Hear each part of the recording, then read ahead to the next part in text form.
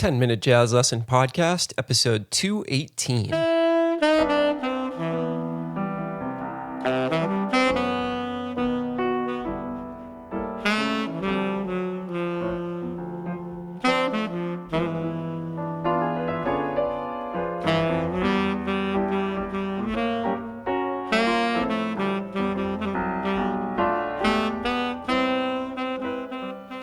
Hey everybody, welcome back to episode 218 of the 10-Minute Jazz Lesson Podcast. So happy to have you here for yet another jazz lesson.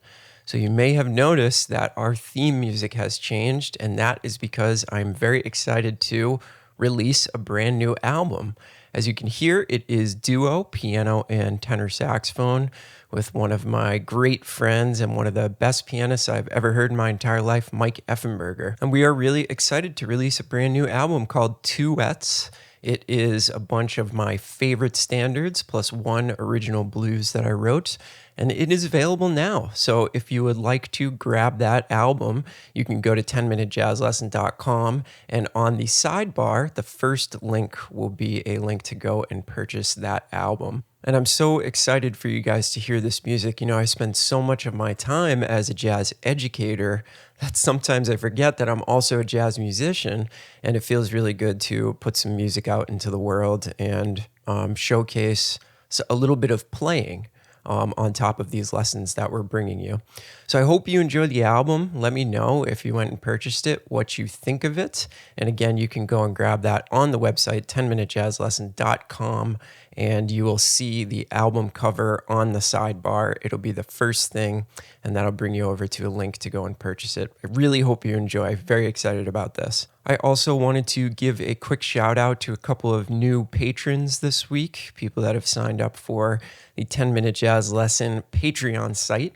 So thank you to Simone, and I also want to thank Corridon, who upped his pledge amount to $10 a month. I really, really appreciate that. He sent me a nice email saying how much he was getting out of the podcast. So I appreciate that, Corridon, and thank you to Simone for being a new member. Remember, you can get there by going to 10minutejazzlesson.com, clicking on one of the Patreon banners, getting yourself signed up for a $3 donation every month. You get all of the PDFs that we present to you.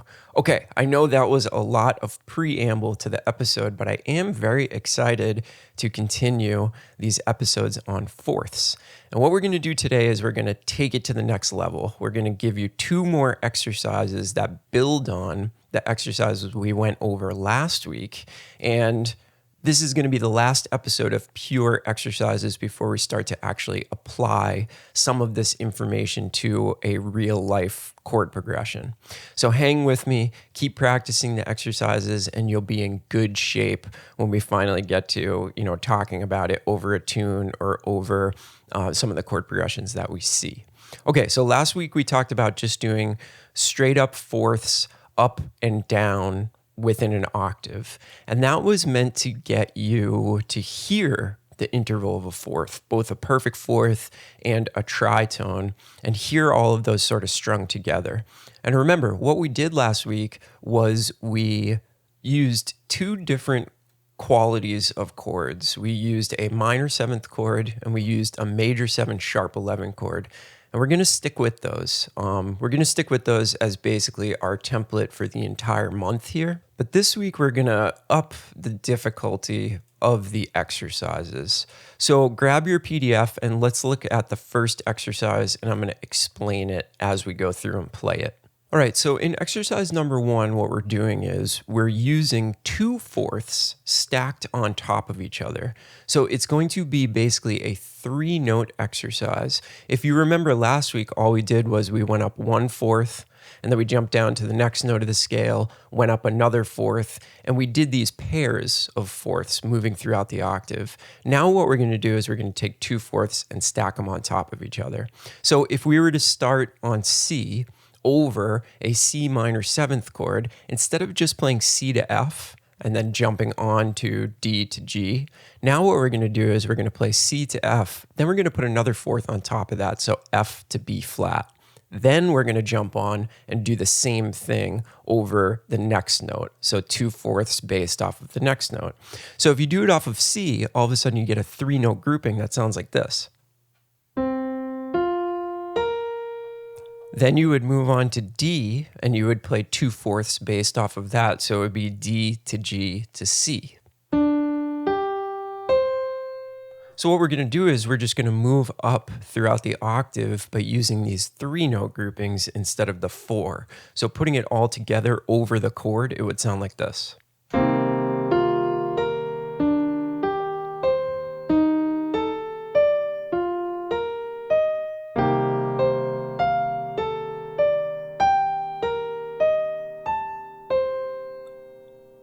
And then you would just turn around and come down your instrument while still doing the ascending fourths. So we would get this on the way down.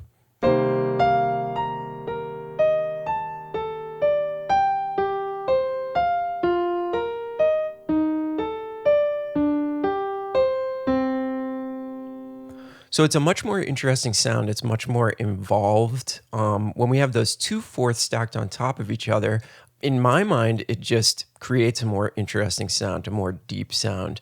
But you do have to keep track of 2/4 in your head. Now, the other thing that you will notice is that I did not write this in triplets. Even though it's a 3-note pattern, I'd still like you to play it as just pure eighth notes. If after you get done with the eighth note pattern, you want to move on and start playing them in triplets, that's fine with me. But I really like how the pattern sort of offsets itself when we play them just straight eighth notes. That's why I wrote it like that. So let's go to our other chord quality, which is a C major 7 sharp 11. And we're going to do the exact same exercise, but this time we're going to do it in a Lydian mode. And it's going to completely change the sound of the exercise, I think, in a really good way. So here's exercise number 2 on your PDF this week.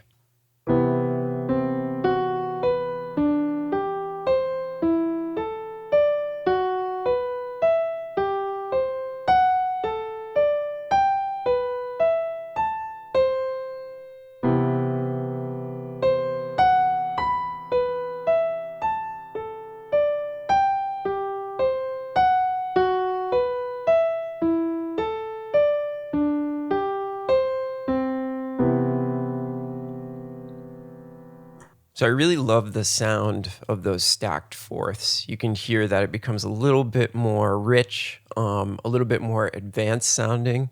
And now that I've played them in a very even way, now check out what it sounds like if I go back and I accent the beginning of each one of those groupings of 3, but I keep it in the feeling of 4/4. You're going to hear that it creates a very, very interesting sound. So if I go back to the minor chord and I play the first exercise going up, but I'm accenting the beginning of each one of those groupings of 3, you're going to hear that it gives us this added dimension. So let's check out what that sounds like.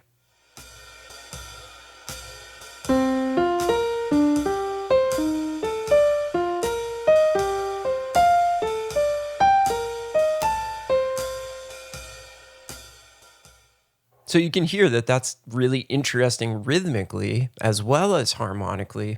And that's why I chose to break it up into those groupings where I'm doing straight eighth notes, even though I'm doing a 3-note pattern. And that's something kind of cool that you can do anywhere. If you come up with a 3-note pattern of something that you like, play it as eighth notes instead of triplets, because our first reaction is going to be to play it as triplets. But if you do it as eighth notes, you get kind of a cool syncopated effect because the grouping shifts around the measure. It's like a 3/4 kind of thing.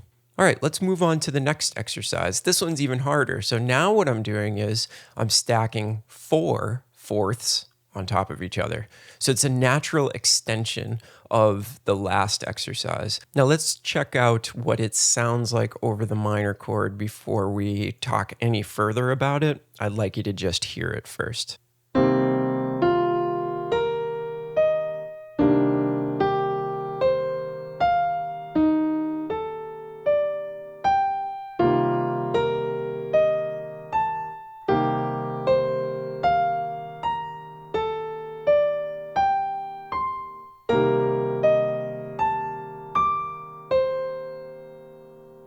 So you can hear that one is pretty wild. There's a lot going on in that. So you have to think about the interval of a fourth 4 times in each one of those groupings.